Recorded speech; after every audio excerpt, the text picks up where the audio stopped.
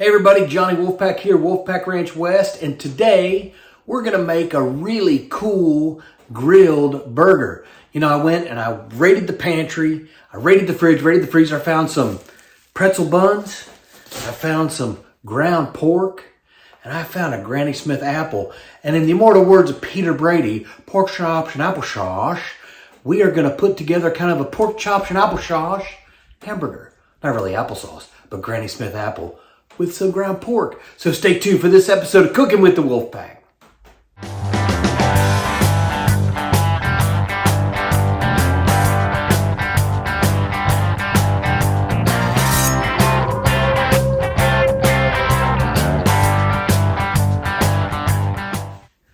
All right, so let's rock and roll here with our apple mustard pork burger. Ooh, can't wait. Again, found my ground pork. Now, this is not sausage, it's ground pork. So, you know, all sausage is ground pork, but not all ground pork is sausage. Think about that for a few minutes.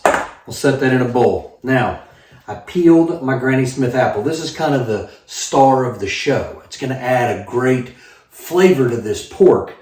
So, I'm going to take my box grater and I'm going to grate this apple. It's going to go very fast.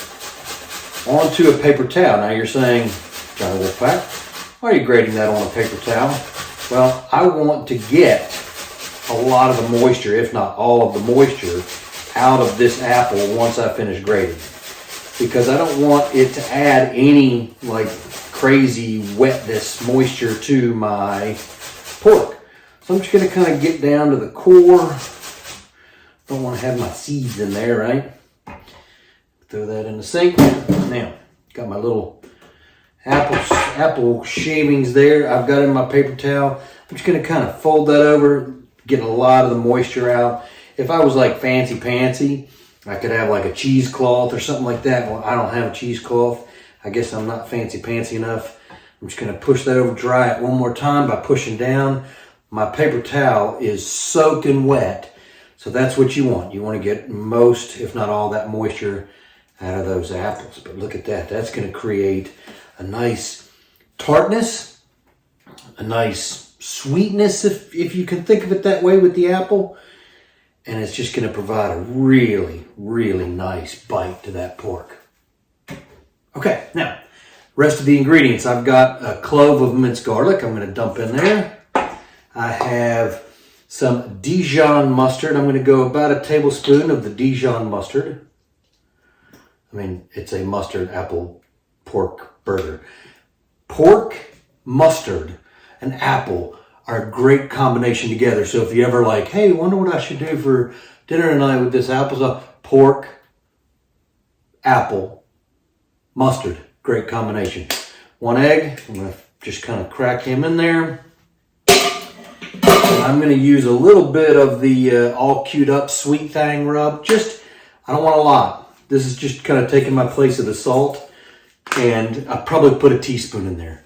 And then about a teaspoon of black pepper. Then we're going to mix all that together and form some patties. So when we come back, I'm going to form the patties out. We're going to fire up. I think I'll put these on the RecTec Bullseye. I think I've got some Papa's pellets I can put on there, put in there. Let me go take a look and I'll come back and let you know. So stay tuned. All right, we're all patted out. Check that out. I got 3 burgers. Those are your 3rd pound burgers. I'm going to just sprinkle a little bit more of this sweet thing on top of it.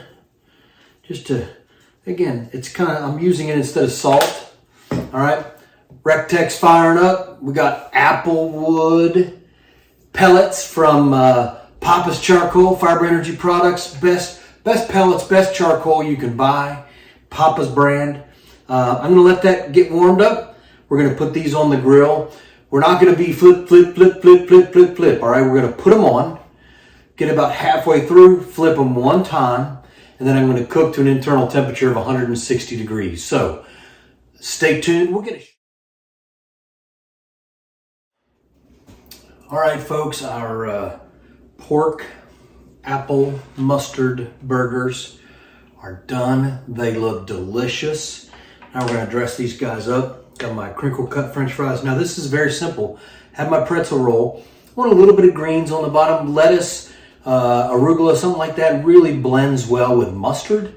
So I slathered some of the Dijon mustard on the bottom of this pretzel bun. Then I just put some baby arugula on there. I'm going to take one of these patties. They smell delicious. Now, here is a Wolfpack Pro tip.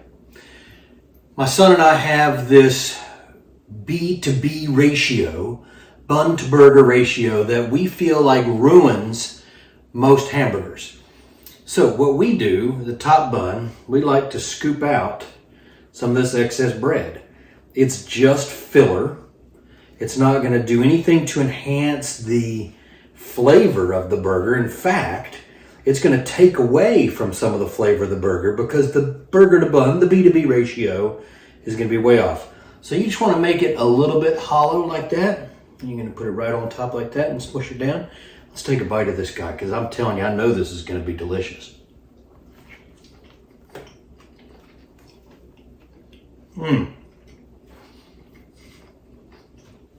Right away, of course, that pretzel bun.